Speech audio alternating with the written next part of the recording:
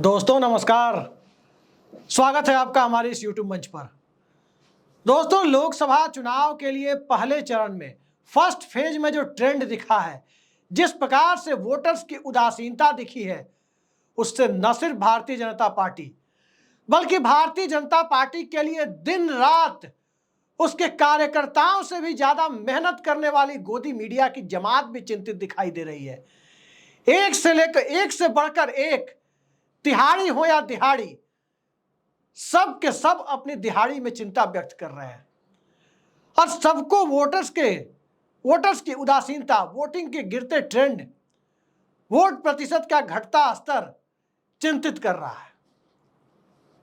लेकिन क्या पहले चरण में जो ट्रेंड दिखा है, 102 सीटों से जो सामने ट्रेंड दिखाई देना शुरू हुआ है और उसके बाद जो हालात बन रहे हैं, अगर वाकई आने वाले 6 चरणों के चुनाव में, बचे हुए 6 फेजेज के इलेक्शन में यही ट्रेंड कंटिन्यू कर गया, तो भारतीय जनता पार्टी को ज्यादा नहीं तो कम से कम 5 मुख्यमंत्रियों को, जी हां 5 मुख्यमंत्रियों को बदलना पड़ सकता है। 4 जून के बाद जो हालात बनेंगे, उस हालात में 5 के 5 मुख्यमंत्रियों को भारतीय जनता पार्टी को रुखसती करनी पड़ सकती है। पहले चरण में ऐसा नहीं है कि भारतीय जनता पार्टी के लिए उत्तर प्रदेश से खबरें आई हैं। और जिन 5 मुख्यमंत्रियों की चर्चा करने में जा रहा हूं, सबसे पहले मैं अपने दर्शकों के सामने स्पष्ट कर दूं कि उसमें महाराष्ट्र के एकनाथ शिंदे और बिहार के नीतीश कुमार की गिनती नहीं है, क्योंकि नीतीश कुमार को बदल पाना भारतीय जनता पार्टी के बस में नहीं है। नीतीश कुमार की बिसात दूसरी तरफ भी बिछी रहती है, लिहाजा उन्हें वो बदल नहीं सकती। उनकी सरकार रूपी गाड़ी का पहिया कभी भी बदल जाएगा, स्टेपनी कभी भी बदल जाएगी। और एकनाथ शिंदे का 4 महीने बाद विधानसभा का कार्यकाल ही खत्म हो जाएगा, यानी वहां विधानसभा चुनाव होने ही है, तो उन्हें ये बदल नहीं पाएंगे। बीजेपी को अपने 5 मुख्यमंत्रियों को बदलना पड़ सकता है यदि पहला चरण और पहले चरण में दिखने वाला ट्रेंड कंटिन्यू रह गया, क्योंकि इस ट्रेंड के बने रहने का मतलब है, अगर यह ट्रेंड जो पहले चरण से जो आंधी उठी है, पहले चरण से जो जनता का मिजाज दिखना शुरू हुआ है, जो रिफ्लेक्शन देश के सामने दिखाई दे रहा है, उस रिफ्लेक्शन का एक मकसद तो समझ में आ रहा है कि जनता को शायद 4 जून के बाद नया प्रधानमंत्री मिलने जा रहा है। नया प्रधानमंत्री 15 अगस्त 2024 को लाल किले की प्राचीर से राष्ट्र को संबोधित करता हुआ दिखाई दे सकता है। अगर यही ट्रेंड कंटिन्यू रह गया उस परिस्थिति में, लेकिन क्या सिर्फ प्रधानमंत्री बदलेंगे? जी नहीं। प्रधानमंत्री बदले ना बदले, प्रधानमंत्री बदल भी सकते हैं, सत्ताधारी पार्टी भी बदल सकती है, नहीं भी बदल सकती है, लेकिन भारतीय जनता पार्टी की सीटें बड़ी संख्या में कम होती हुई दिखाई दे रही हैं। अब इसे मानने में किसी को कोई शक नहीं होना चाहिए, किसी को किसी प्रकार का डाउट नहीं होना चाहिए कि भारतीय जनता पार्टी 370 का नारा भले ही दे, एनडीए के लिए 400 पार की बात जरूर करे, लेकिन 200 पार के हालात कैसे बने, इसकी चिंता पहले चरण ने ही दिखा दी है। नींद उड़ा दी है पहले चरण ने, दिल्ली से लेकर नागपुर तक, नरेंद्र मोदी से लेकर मोहन भागवत तक, अमित शाह से लेकर आईटी सेल तक, और इन सब से लेकर चाहे मोदी हो या उनकी समर्थक गोदी मीडिया के गोदी हो, सबकी हवाइयां उड़ रही है। और हवाइयां उड़ने के दौर में जिस तरफ किसी का ध्यान नहीं है, पर्ची से निकाले गए मुख्यमंत्री भी है ऐसे जिनकी हवाइयां उड़ रही है। 5 मुख्यमंत्री बदलने की नौबत आ सकती है यदि भारतीय जनता पार्टी के लिए गिरावट का ट्रेंड दिखाई दिया। और इन 5 मुख्यमंत्रियों के लिस्ट की शुरुआत यदि हम करें, तो अगर भारतीय जनता पार्टी मध्य प्रदेश में बुरी तरह चुनाव हारी, मध्य प्रदेश में पहले चरण में जिस प्रकार से लो टर्नआउट हुआ है, यह लो टर्नआउट अगर आगे भी जारी रहा, तो शिवराज सिंह चौहान की मजबूरी वसी सही भारतीय जनता पार्टी को मध्य प्रदेश की सत्ता में फिर से बिठाना पड़ सकता है। क्योंकि अब तक मुख्यमंत्री तो दिल्ली ने बदल दिया, पर्ची ने बदल दिया, मध्य प्रदेश के वोटर्स का मिजाज पर्ची से नहीं बदल सकता। मध्य प्रदेश के वोटर्स का जनमत नरेंद्र मोदी की गारंटी से नहीं बदल सकता। मध्य प्रदेश के वोटर्स का जनमत राम मंदिर और नरेंद्र मोदी के चुनावी हिंदुत्व से प्रभावित नहीं हो सकता। मध्य प्रदेश के वोटर्स का जनमत उनके अपने मुद्दों, चाहे वो किसानी का मुद्दा हो या नौजवानों का मुद्दा हो, चाहे वो कर्मचारियों की पेंशन का मुद्दा हो या बहाली का मुद्दा हो, चाहे वो आदिवासियों के पेशा कानून का मुद्दा हो, चाहे वो दलित चेतना का मुद्दा हो या पिछड़े वर्ग की जाति जनगणना का मुद्दा हो, वोटर्स अपने मुद्दे के साथ जा रहा है। वोटर्स को न तो जाति से मतलब दिखाई दे रहा है और न ही सांप्रदायिकता से मतलब दिखाई दे रहा है। वोटर्स वोट करने निकलने में अगर हिचक रहा है तो नरेंद्र मोदी की चुनावी बुनियाद हिलती हुई दिखाई दे रही है। लेकिन क्या सिर्फ मध्य प्रदेश में हिल रही है कि मोहन यादव को भूतपूर्व बना दिया जाएगा, मोहन यादव को 4-5 महीने का मुख्यमंत्री बनाकर छोड़ दिया जाएगा? सिर्फ मोहन यादव का ही सवाल नहीं है, सवाल उनके पड़ोस में विष्णुदेव साय का भी है कि विष्णुदेव साय का क्या होगा। पर्ची से उन्हें भी मुख्यमंत्री बनाया गया, 15 साल के मुख्यमंत्री को दरकिनार कर दिया गया। घर घर चावल पहुंचाने वाले, घर घर राशन का पैकेट पहुंचाने के जिस मॉडल को रमन सिंह ने शुरू किया, नरेंद्र मोदी ने उसी मॉडल को अपनाकर अपनी सत्ता को 10 सालों तक कायम रखा। और अब जनता जब उस मॉडल को दरकिनार कर रही है तो क्या रमन सिंह फिर से अहमियत पा जाएंगे? जी नहीं, रमन सिंह अहमियत पाए ना पाए, शिवराज सिंह चौहान की तरह उनकी वापसी हो पाएगी इसमें शक है। उनकी उम्र भी हो चुकी है और जनता उस राशन मॉडल को भी नकार रही है। लेकिन विष्णुदेव साय की जगह नया चेहरा भारतीय जनता पार्टी लाने पर मजबूर हो सकती है।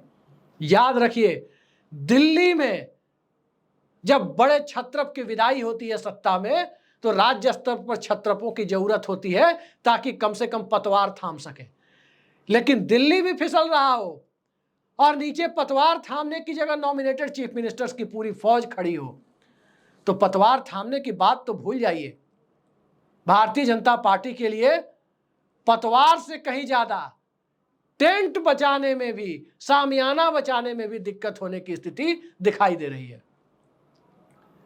मैं फिर कह रहा हूं, फर्स्ट फेज का जो वोटिंग ट्रेंड है, वो वोटिंग ट्रेंड साफ इशारा करता है कि ये देश नॉमिनेटेड सत्ताधीशों से नहीं चलता।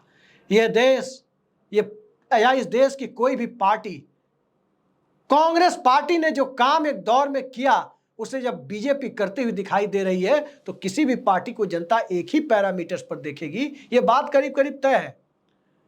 याद कीजिए, 1980 से लेकर 1989-90 के बीच का 10 साल, इंदिरा गांधी और राजीव गांधी का 10 साल, किस कांग्रेसी मुख्यमंत्री ने 5 साल की सरकार पूरी की थी?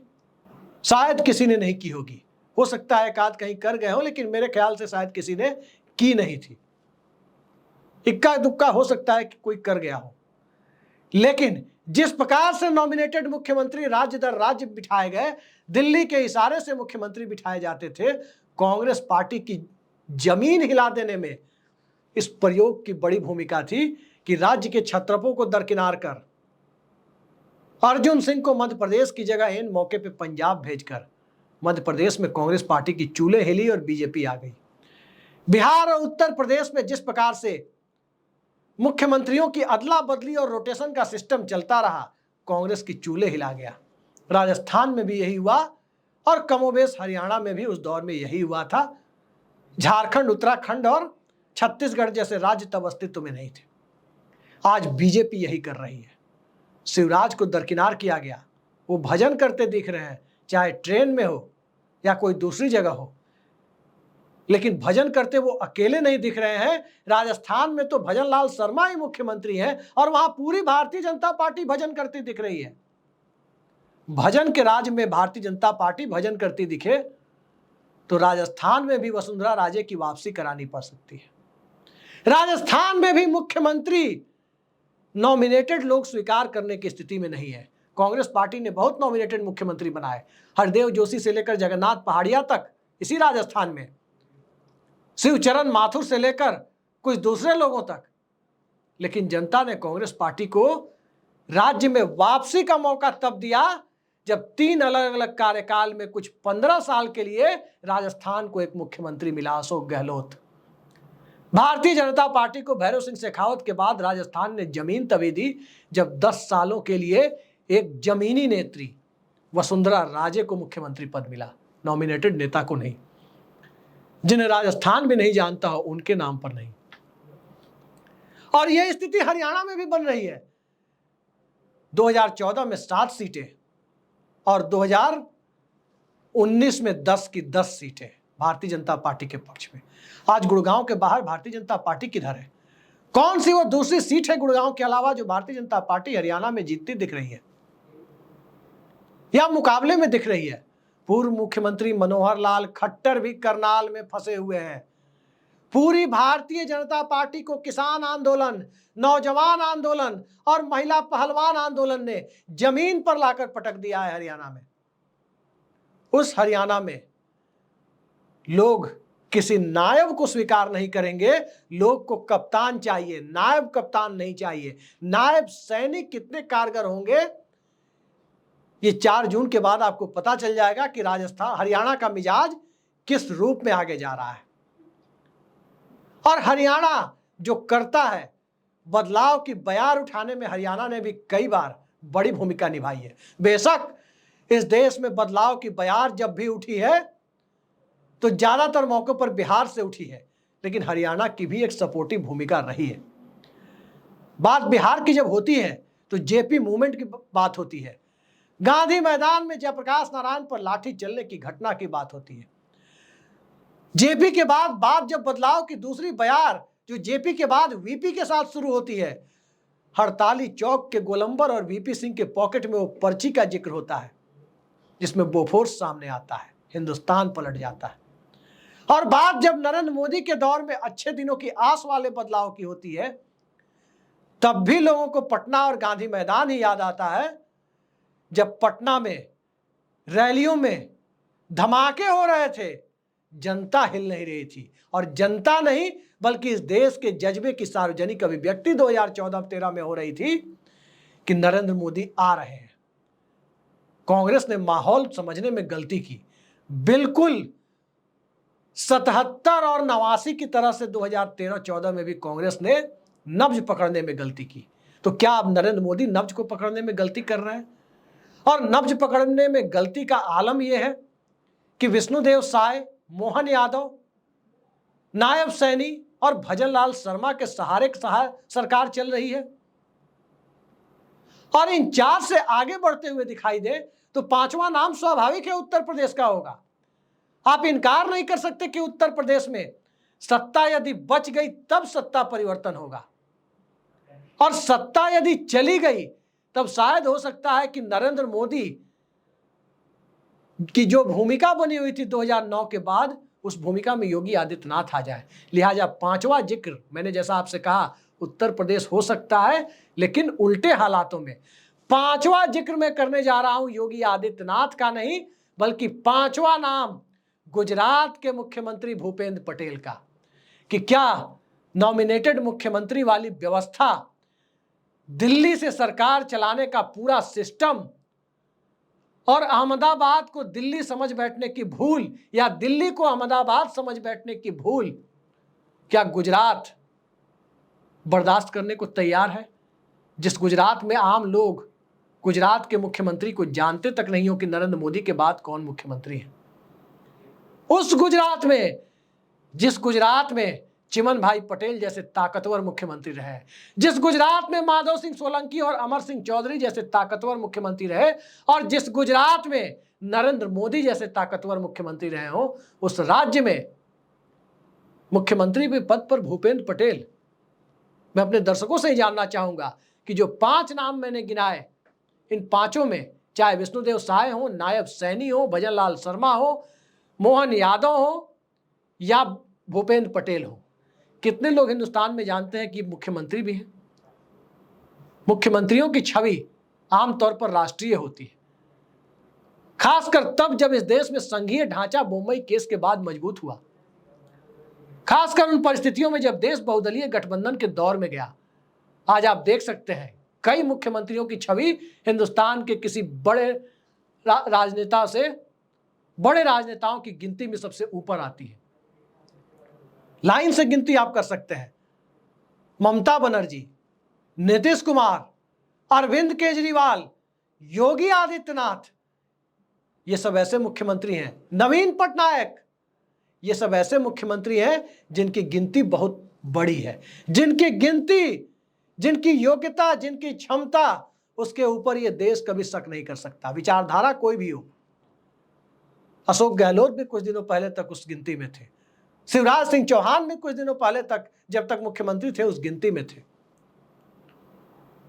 तो इस तरह के हालात जब मुख्यमंत्रियों के हो, वहां मुख्यमंत्री के ऑफिस को डिग्रेड करने की कोई कोशिश हो, उसे किसी आला कमान के माध्यम से हाँकने की कोशिश हो, तो जो पहले चरण के चुनाव में दिखा है कि जनता उदासीन है, क्योंकि कमांडर मोटिवेट करने में सक्षम नहीं है।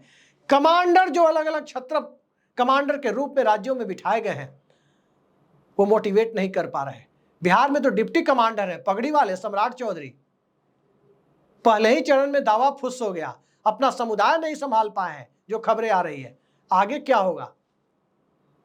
लेकिन सवाल तो यही उठता है कि आखिर इनका चुनाव किसने किया है, ऐसे 5 कमांडरों का, या सम्राट चौधरी जैसे नायब कमांडरों का, देवेंद्र फडणवीस जैसे नायब कमांडरों का, और विष्णुदेव साय, मोहन यादव, भूपेंद्र पटेल, नायब सैनी और भजन लाल शर्मा जैसे कमांडरों का चुनाव नरेंद्र मोदी की टीम ने ही किया है, जेपी नड्डा और अमित शाह ने किया है। तो चुनाव किया है तो फल भुगतने के लिए भी चुनाव में पार्टी को तैयार रहना होगा। पहले चरण से निकला हुआ ट्रेंड आगे तक जाता है, इस बात को याद रखिए। किसी भी चुनाव में पहले फेज में जो ओपनिंग होती है, उस ओपनिंग की बात दूर तलक जाती है, आखिरी दौर तक जाती है। मोमेंटम वहीं से बनता है, और यहां मोमेंटम विकेट गिराने वाला बना है, रन बनाने वाला नहीं बना है। तो विकेट सिर्फ प्रधानमंत्री के स्तर पर नहीं गिरेगा, विकेट भारतीय जनता पार्टी को इंटरनल ऑपरेशन कर राज्यों के स्तर पर भी 5 गिराने होंगे, क्योंकि सत्ता में आने के हालात अब पहले की तुलना में काफी कठिन नजर आ रहे हैं। सियासत में नामुमकिन कुछ भी नहीं होता, लेकिन किसी हालात को मुमकिन मान लेना भी खतरे से खाली नहीं होता। आज के लिए इतना ही। नमस्कार।